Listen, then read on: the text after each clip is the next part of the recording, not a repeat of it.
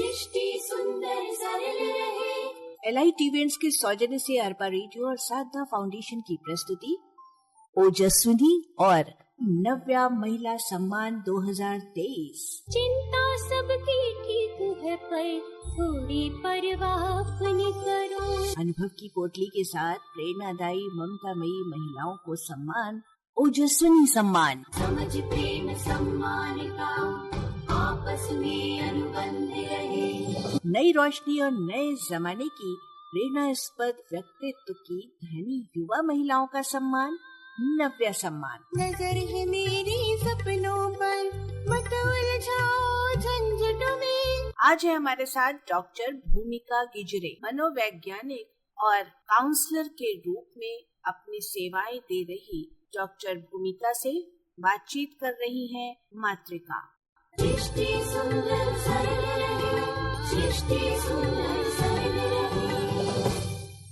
मन की बीमारियों को समझकर उसका इलाज करने वाला होता है मनोचिकित्सक, और मनोवैज्ञानिक वो होता है जो मन की बातों को समझकर उसकी काउंसलिंग करे। और अरपा रेडियो ने ऐसे ही एक मनोवैज्ञानिक को चुना है नव्या सम्मान के लिए। मैं हूँ आपके साथ मातृका, और आज हमारे साथ है डॉक्टर भूमिका गिजरे, जो वैसे तो हर उम्र के लोगों का मन पढ़कर उनकी काउंसलिंग करती हैं, लेकिन हमारे प्रदेश में उनका नाम बाल मनोरोग विशेषज्ञ के तौर पर प्रचलित। तो आइए बात करते हैं बाल मनोरोग विशेषज्ञ डॉक्टर भूमिका गिजरे से। मेरा नाम भूमिका गिजरे है।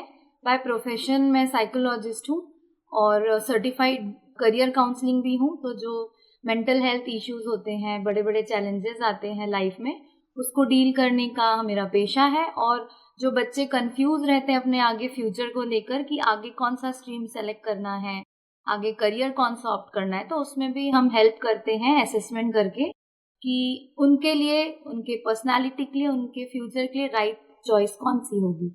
शुरुआत करते हैं आपकी चॉइस से कि आपको कब और ये कैसे पता चला कि आपको इस फील्ड में अपना कैरियर बनाना है। जनरली आज के बच्चे यही सोचते हैं कि हम एक बार में सब्जेक्ट ऑप्ट करें और बस एग्जाम दे दें और वो चीजें हमको इंटरेस्ट आने लगेगी अपने करियर में। बट ऐसा कई बार नहीं होता है। एजुकेशन सिस्टम ऐसा बना हुआ है कि हमको उस उम्र में डिसीजन लेना पड़ता है जब हम बिल्कुल भी मैच्योर नहीं होते हैं। तो उस वक्त हमको पूरे फ्यूचर का डिसीजन लेना होता है कि पूरी लाइफ हम लोग वही काम करेंगे। तो कई बार ऐसा होता है हमको तुरंत समझ में नहीं आता है। तो जब मैं भी एक उस एज में थी तब मुझे भी समझ में नहीं आया था। बट उसके बाद मैं जब काम करती गई, बाहर निकली, तो मुझे समझ में आया अपने आप में कि मेरा ध्यान किस ओर जा रहा है। मैं अपने काम को छोड़कर मैं लोगों के सोल्यूशन के पीछे पड़ी रहती थी कि उनको ये प्रॉब्लम क्यों है, वो कैसे ठीक होगा।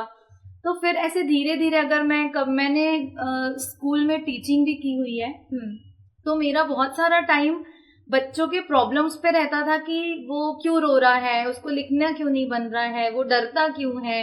तो मैंने देखा कि मुझे बहुत सारी चीजों को लेकर चलना बहुत अच्छा लगता है और प्रॉब्लम सॉल्यूशन में मुझे बहुत इंटरेस्ट है। तो मैंने फिर ऐसा काउंसलिंग का कोर्स किया, फिर मैंने और आगे फिर साइकोलॉजी से रिलेटेड मैंने पूरी स्टार्टअप पढ़ाई की। आज मैं रिसर्च फील्ड में हूँ, बच्चों के ही फील्ड में डेवलपमेंटल डिलेज पर मेरा रिसर्च भी चल रहा है। और हॉस्पिटल में मैं एज अ कंसल्टेंट साइकोलॉजिस्ट भी काम करती हूँ। स्कूल में भी मेरा कॉन्ट्रैक्ट चल रहा है कि जो बच्चों को बिहेवियरल इश्यूज होते हैं, जिनके घर में कुछ इश्यूज हैं, जो इमोशनल डिस्टर्ब होते हैं, तो वहां पर टीचर्स को और पेरेंट्स को गाइड करना कि भाई आपके बच्चों में ये चैलेंजेस हैं और इसको ऐसे डील करना है। तो ऐसे बहुत जगह काम करके एक्सपीरियंस लेते हुए मुझे समझ में आया कि this is the right place जहाँ पे मैं काम कर सकती हूँ। और फिर मैंने धीरे धीरे उस पर काम करना शुरू किया। फिर मैंने अपनी काउंसलिंग की सेंटर खुद का ओपन किया। फिर मैंने फ्रेंचाइजी एसोसिएशन मैंने किया, पुणे के कंपनी है, वहां पर मैंने एसोसिएशन लिया कि टेस्ट को हम यूज करते हैं बच्चों पे जब टेस्ट करते हैं करियर सिलेक्शन के लिए। तो मैंने ऐसे अपना काम बढ़ाती गई मैं। और अच्छे दिल से कुछ काम करो किसी के अच्छे के लिए तो सक्सेस मिलती जाती है।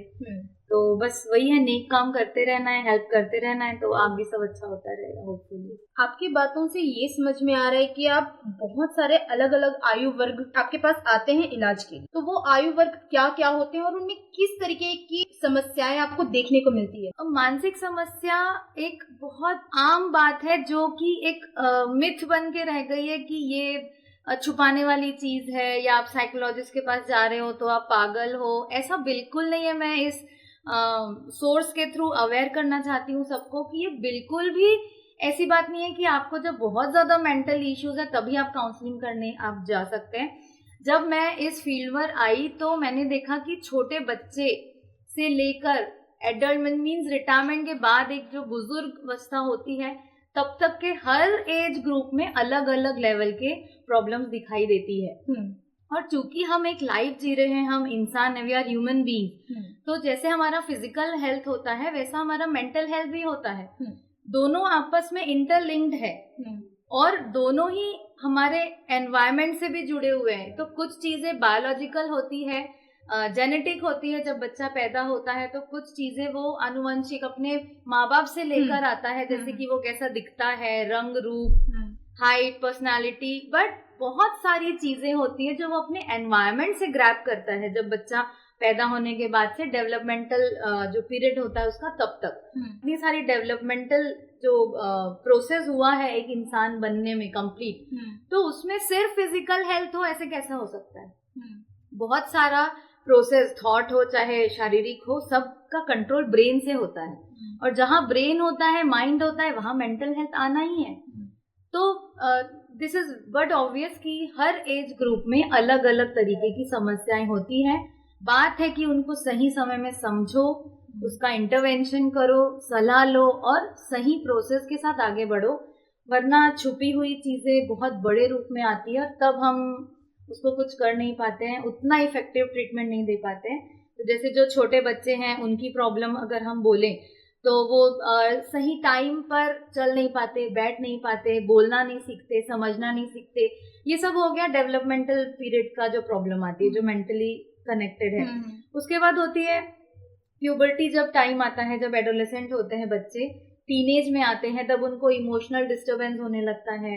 वो अपने आप को दूसरों से कंपेयर करने लग जाते हैं, उनको स्टडी रिलेटेड कंफ्यूजन होने लग जाती है। और आजकल तो सोशल मीडिया का इतना बड़ा हब हो गया है ये कि सारी पर्सनालिटी उसके थ्रू ही डेवलप हो रही है, और जो कि टोटली फेक है। जो हम सोशल मीडिया में देखते हैं इट्स नॉट रियल 100%, बट बच्चों को जो एडोलेसेंट है उसमें उनको दे डोंट नो कि रियलिटी फैक्ट चेक क्या है, क्या झूठ है, तो वो उसको लेकर चलते हैं। तो उस राह में भी बहुत सारे मेंटल चैलेंजेस आते हैं। जब माँ बाप से रिश्ता खराब होने लगता है, उनका बिहेवियर चेंज होने लगता है। अब जब बात आती है यंग एज की, जब बच्चा कॉलेज में जाता है, तब वो अभी बहुत ज्यादा फेम चल रहा है, डिप्रेशन, एंजाइटी, वो कुछ भी सिम्टम्स लेकर इंटरनेट से, इंस्टा से लेकर वो खुद ही आते हैं। कई बार मैं अपना एक्सपीरियंस बता रही हूँ कि मैम हमको ना डिप्रेशन हो गया है, मैम हमको ना एंजाइटी हो गई है। तो ये रहता है कि दे डायग्नोज बाय देमसेल्व्स, जबकि वो बातें सुनी हुई हैं। तो ये एक बहुत बड़ा चैलेंज है कि वो बहुत जल्दी दूसरों की बातों में आ जाते हैं, वो जो उनको फ्यूचर का भी कंसर्न रहता है उस एज में।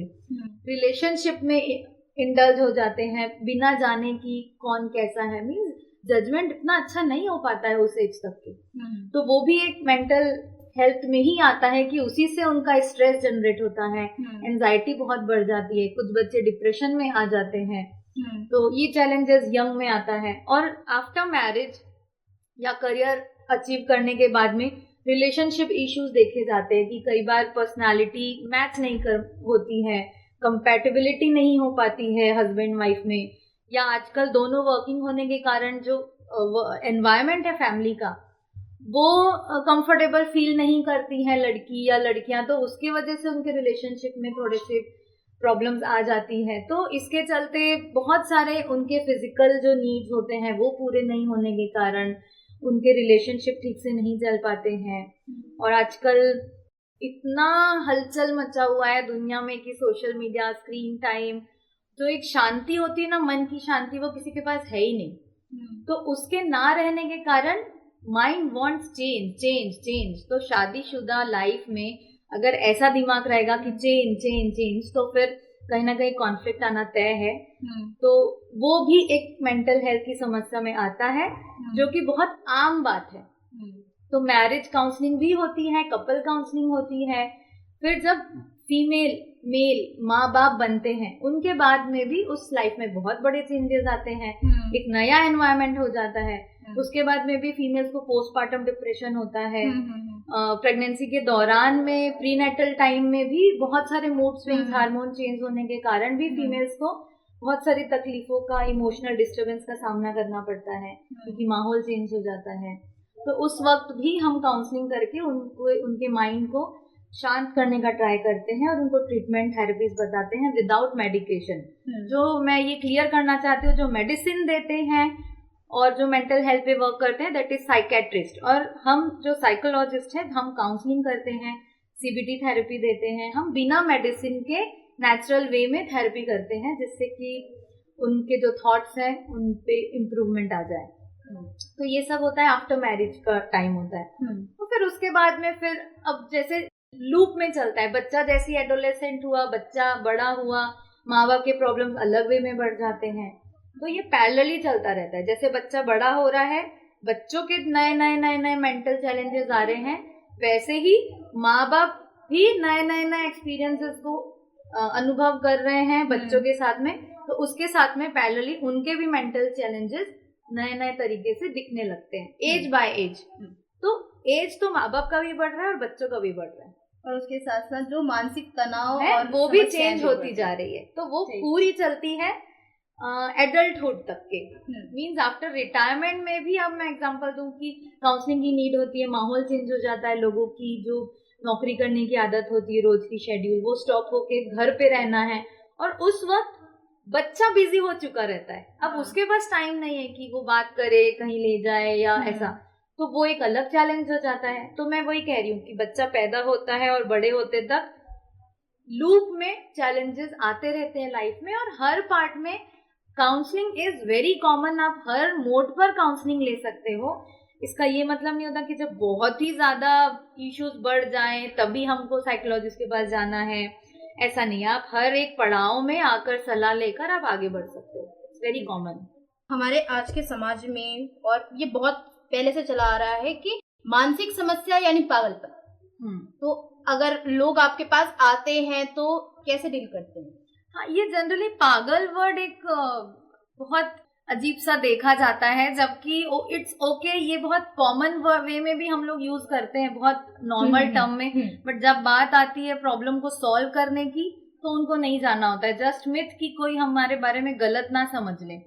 तो जैसे हम डॉक्टर के पास जाने से हम हेजिटेट नहीं करते हैं कि भाई हमको सर्दी हो गई है, जुकाम हो गया है, बुखार हो गया है, पेट में दर्द है, हम डॉक्टर के पास जा रहे हैं। वैसे ही हम मेंटल हेल्थ के लिए भी अगर जा रहे होते हैं तो उसमें हेजिटेशन नहीं होनी चाहिए। और इसी के कारण प्रॉब्लम्स बढ़ रही है, क्योंकि बहुत सारे जो बीमारियां हैं, बहुत सारी जो प्रॉब्लम्स है, वो मेंटली ही फिजिकल तक आती है। बहुत ज्यादा स्ट्रेस ले लो तो एक हार्मोन होता है जो ब्लड में मिक्स होने लगता है, उसके कारण आजकल कितना डायबिटीज का कंप्लेन आ रहा है, स्ट्रेस का कंप्लेन आ रहा है, हार्ट स्ट्रोक्स आ रहे हैं। तो ये सारी चीजें इसीलिए क्योंकि एक जो एनवायरनमेंट है, इट्स नॉट गुड। और वो बॉडी से स्टार्ट नहीं होता, वो होता है मेंटली स्टार्ट होता है, माइंड से स्टार्ट होता है, और वो धीरे धीरे फिजिकल तक आता है। तब लोग एक्टिव होते हैं कि डॉक्टर के पास जाना है। तो ये वर्ड को हमको चेंज करना चाहिए। ये एक अवेयरनेस प्लेटफॉर्म है।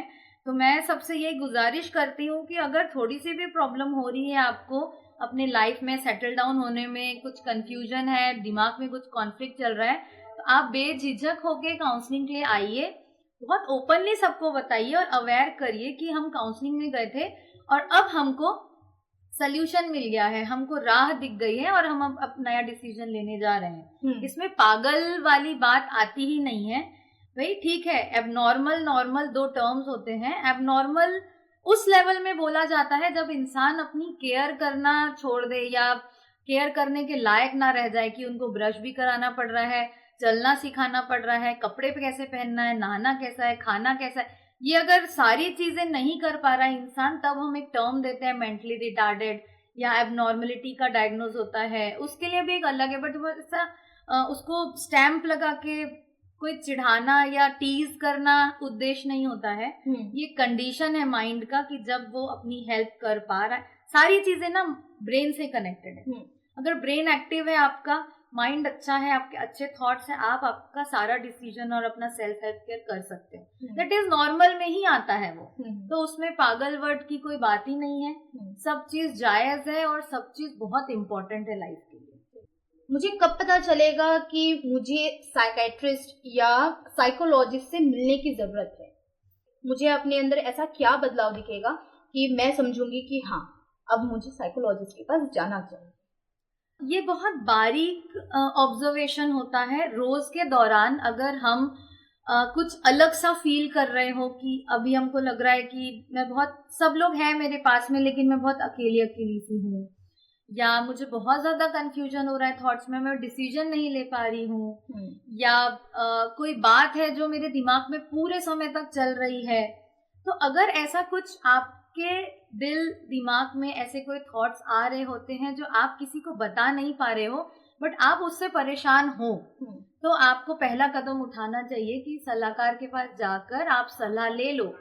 क्योंकि हाँ, फ्रेंड्स भी होते हैं आप जिससे शेयर कर सकते हो, बट कुछ बातें हम फ्रेंड्स को बता सकते हैं। बट कई बार होता है कि हम फ्रेंड्स को, पेरेंट्स को बताने के बाद भी वो आंसर हमको नहीं मिलता, वो रिजल्ट हमको नहीं मिलता जो हम चाह रहे हैं। तब आप जज कर लो कि नो, मुझे प्रोफेशनल हेल्प की नीड है। वहां से शायद जल्दी से पता चल जाए, अर्ली इंटरवेंशन हो जाए और हम सही जगह पर आने में हमारे लिए रास्ता बहुत इजी हो जाएगा। अदरवाइज अगर वो थॉट्स में हम फंस गए तो फिर आपको टाइम लगेगा वहां से निकलने के लिए और मेहनत भी करनी पड़ती है।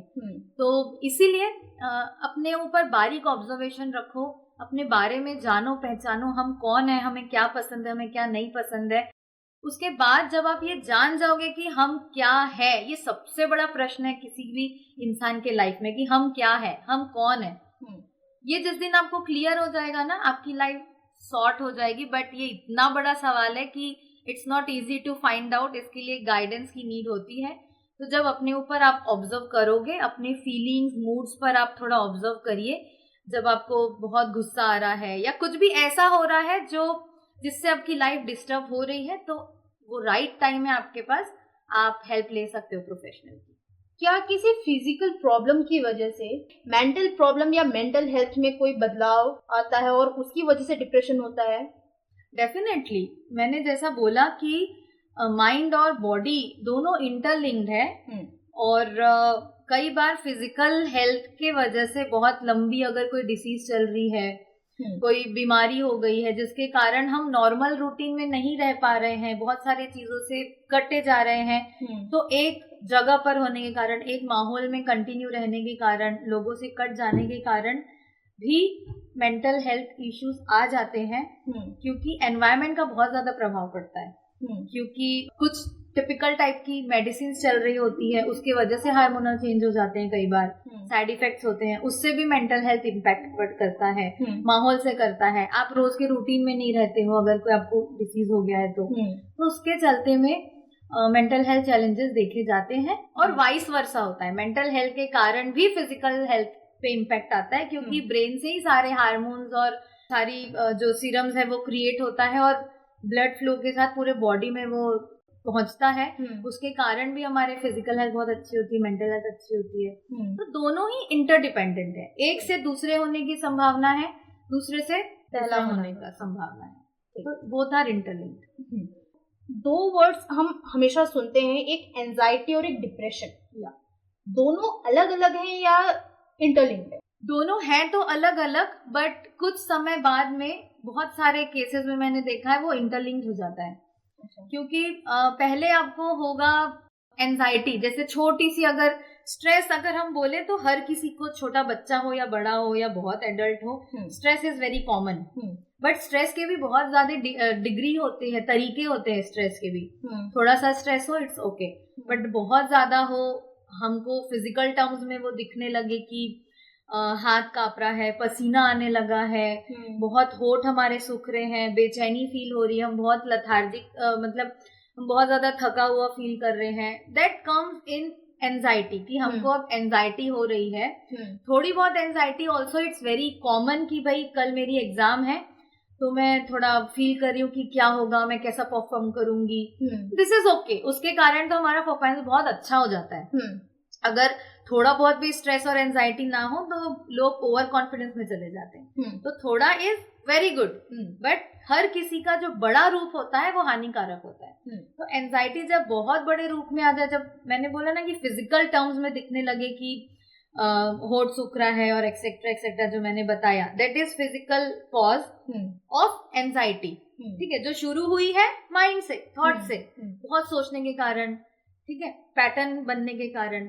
अब उसके बाद अगर वो ट्रीट नहीं हो पाया, वो समस्या सॉल्व नहीं हो पाई, तो फिर वो बार बार एंजाइटी में फॉल होने के कारण वो लोगों से कटने लगते हैं, उनका एनवायरनमेंट चेंज होने लगता है, उनका इम्प्रेशन लोगों के बीच में अलग हो जाता है, लोग टीज करने लगते हैं या फैमिली मेंबर नहीं समझ पाते प्रॉब्लम, तो वो धीरे धीरे कटने के कारण वो डिप्रेशन में आ जाते हैं।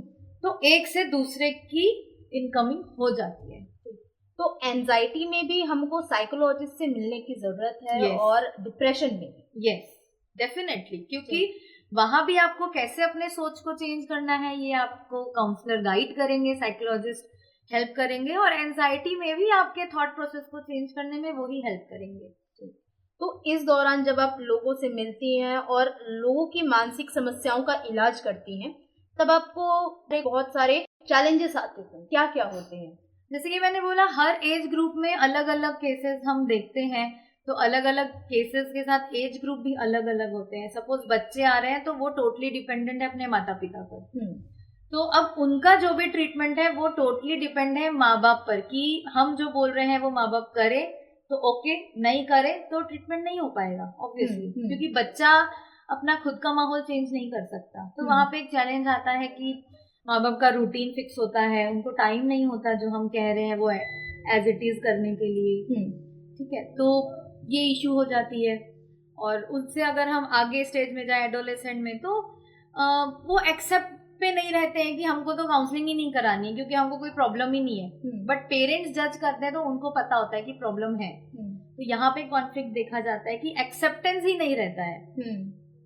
आगे जाओ तो बच्चे अपने में इतना इंडल्ज हो जाते हैं कि फिर अगेन वही होता है कि पेरेंट्स ऑब्जर्व कर रहे हैं कि कुछ चेंजेस है हमारे बच्चों के बिहेवियर में, बच्चा मानने को तैयार नहीं। कई बार बच्चा फील कर रहा होता है कि भाई मुझे बहुत प्रॉब्लम हो रही है, मेरे थॉट सपोर्ट नहीं कर रहे हैं, मुझे बहुत स्ट्रेस है, अजीब सा फील हो रहा है, बट पेरेंट्स एक्सेप्ट नहीं करते कि ये तो नॉर्मल है, इसमें काउंसलिंग लेने की क्या जरूरत है, तो वो समझ नहीं पाते। इसमें भी प्रॉब्लम होती है कि हम डील करें कैसे। कोई भी ट्रीटमेंट में 100% सपोर्ट होना बहुत इम्पोर्टेंट है। होता है बहुत सारे केस में कि हम पर्सनल सिर्फ पेशेंट पे, क्लाइंट पे ही ध्यान देकर हम उनको बहुत ज्यादा उभारने का ट्राई करते हैं, बट अगर 100% सपोर्ट मिले फैमिली का, क्लाइंट का, एक्सेप्टेंस के साथ माहौल भी बदलने के लिए फैमिली का इम्पोर्टेंट होता है, तो अगर सब चीज मिल जाए तो वो चीज बहुत इजी हो जाएगी हमारे लिए भी ट्रीट करने में। तो यही एक्सेप्टेंस और एडजस्टमेंट के इश्यूज आते हैं, कॉन्फ्लिक्ट हो जाते हैं, तो हमको बहुत देख के, लोगों को समझा के उनको बताना पड़ता है कि भाई ये सिचुएशन है, ये करना पड़ेगा, ऐसा करना पड़ेगा।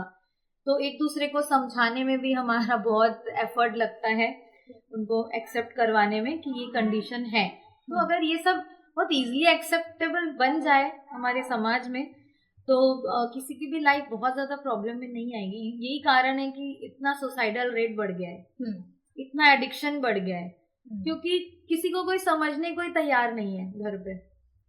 तो ये कॉन्फ्लिक्ट होने के कारण सोल्यूशन नहीं मिलता है और वहीं घुटकर लोग या तो एडिक्शन में आ जाते हैं, ड्रग्स, अल्कोहल का यूज करते हैं और फिर लत लग जाती है। बहुत सारे बच्चे अपना अकेले मनोरंजन में, स्क्रीन टाइम में आ जाते हैं, फिर उनके साथ एक्सप्लॉयटेशन होता है आजकल। कोई सीक्रेट आइडेंटिटी बना के दोस्ती करना या फ्रॉड करना, छोटी छोटी बच्चियां हो, बच्चे हो, वो उसमें फंस जाते हैं। तो ये सारी प्रॉब्लम्स है जो हमको डील करना पड़ता है। तो सबको एकजुट होकर ये डिसीजन लेना चाहिए कि इट्स वेरी कॉमन, और सबको साथ में मिलकर मेंटल हेल्थ या फिजिकल हेल्थ हो ट्रीटमेंट के लिए सहयोग करना चाहिए। जैसे फिजिकल हेल्थ के लिए हम देखते हैं कि अगर हम ये प्रिकॉशन लें तो शायद हमको ये बीमारी ना हो, तो ऐसे ही मेंटल हेल्थ के लिए भी कोई प्रिकॉशंस हैं कि अगर हम ये प्रिकॉशंस लें तो शायद हमको मेंटल प्रॉब्लम ना हो?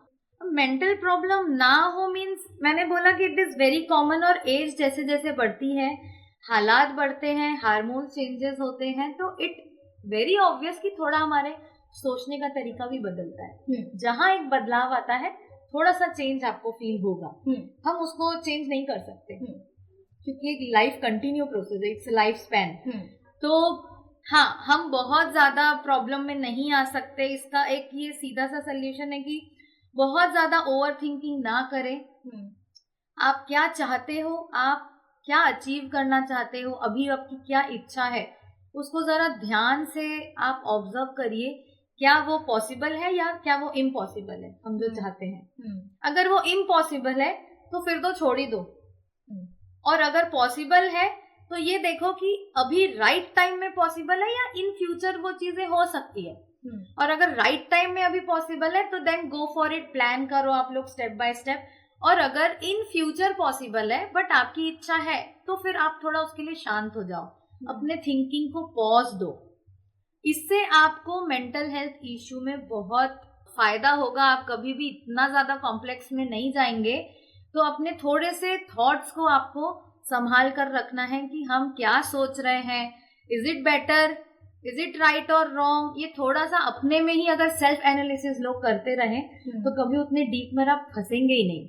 तो वो बहुत बारीक सा ऑब्जर्वेशन की बात है, बट आजकल ये लोग सेल्फ एनालिसिस करना ही बंद कर दिए। Always they compare with each others, उसकी लाइफ में क्या चल रहा है, वहां क्या हो रहा है, मैं ये चाहती हूँ, मैं वो चाहती हूँ। बट चाहना इज ओके, बट आप थोड़ा प्रैक्टिकली सोचो कि चाहते हो ओके, बट क्यों चाहते हो, क्या वो पॉसिबल है कि नहीं है। अगर आप जो चाहते हो अगर वो एथिकली रॉन्ग है तो फिर आपका तो चाहना ही गलत हो गया। तो आपको वहां पे फिर आपको सेल्फ एनालिसिस की नीड है कि भाई क्या पैटर्न चल रहा है हमारे थॉट में। तो अगर हम सेल्फ टॉक थेरेपी करते रहे, खुद को पॉजिटिव एफर्मेशंस देते रहे, तो अपने दिमाग को बहुत शांति मिलेगी और उसके कारण मेंटल हेल्थ इश्यूज में फंसना पॉसिबल नहीं होगा। तो अच्छा रहेगा कि आप लोग थोड़ा सेल्फ टॉक थेरेपी करो, पॉजिटिव एरिया में रहो, पॉजिटिव रीडिंग्स करो, पॉजिटिव वीडियोस देखो, अच्छे काम करो। मतलब अर्निंग तो हर कोई करता है, बट अगर थोड़ा सा दान धर्म कहीं कर ले, अपने स्पिरिचुअलिटी से कनेक्टेड रहो, मेडिटेशन करो, जितना माइंड शांत रहेगा बहुत कम चांसेस है कि आपको प्रॉब्लम हो। आखिरी में एज अ साइकोलॉजिस्ट आपका कोई संदेश हमारे श्रोताओं के लिए? या संदेश मैं ये देना चाहती हूँ कि मेल हो फीमेल हो, हर किसी के लाइफ में बहुत सारे चैलेंजेस होते हैं। चैलेंजेस ही नहीं है तो फिर लाइफ का कोई सवाल ही नहीं होता है। लाइफ हम जी रहे हैं तो नए नए पड़ाव आते रहते हैं। बट मैंने जैसा अभी बोला कि अपने आप पर ध्यान दें, अपने लिए भी टाइम निकालें। सारे कर्तव्य करना बहुत इम्पोर्टेंट है, अपनी जिम्मेदारियों को निभाना बहुत इम्पोर्टेंट है, लेकिन अपने आप को मत भूलो। आप क्या चाहते हो, आपको किसमें खुशी मिलती है। कई बार दबाव में या एनवायरनमेंट के कारण कुछ ऐसी चीजें करना पड़ जाता है जो आपको नहीं पसंद है, जिसके कारण बहुत ज्यादा स्ट्रेस या आपको प्रॉब्लम हो सकती है। तो अपने लिए टाइम निकालना बहुत इम्पोर्टेंट है। आप अपना कम्युनिकेशन पर बहुत ध्यान दो, कब क्या किससे कैसे बोलना है, शब्दों का चयन बहुत ध्यान से करो, इससे बहुत सारे कॉम्प्लेक्सिटी से आप बच सकते हो। तो ये सब हमको ध्यान देने वाली बात है। Self love is very important.